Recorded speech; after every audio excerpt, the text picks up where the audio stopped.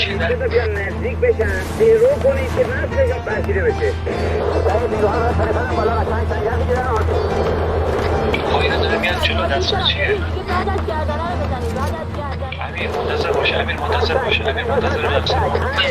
فقط بارن ساخت نداره به نزدیک بشه. مادر باید کستا بکشه. این ماشین رو بالا تصدیق رو ریسکوب کنید. کسی رو ریسکوب کنید بلکه معطل شه. بسم الله الرحمن الرحیم ولا حول ولا قوة الا بالله العلی العظیم اللهم ایاک نعبد و ایاک نستعین قد تری ما انا فیه ففرج عنی یا کریم یا الله یا الله یا الله به مظلومیت علی اصغر، به ذوالفقار برنده ولی مؤمنین و قهاریت رب العالمین به پیش.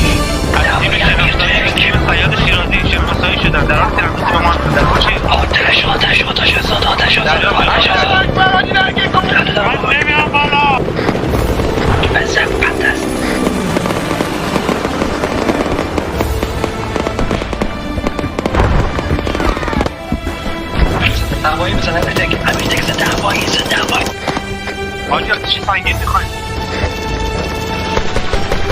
آرپیجی امیر رو زده هوایی بزن دریافت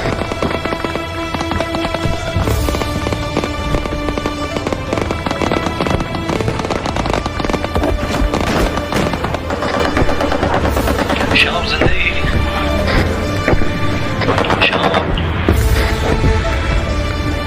شام زدم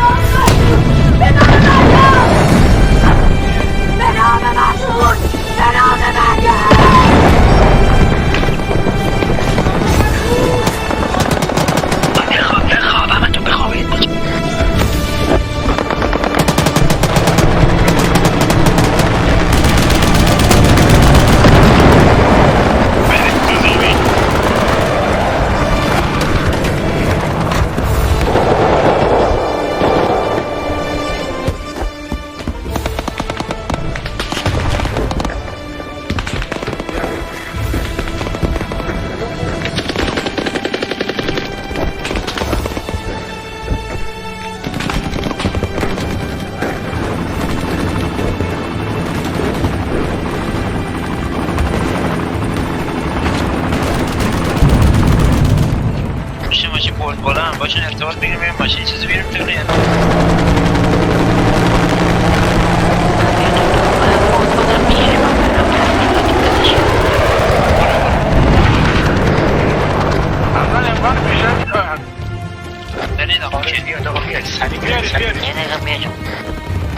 نه اینجا من خوبم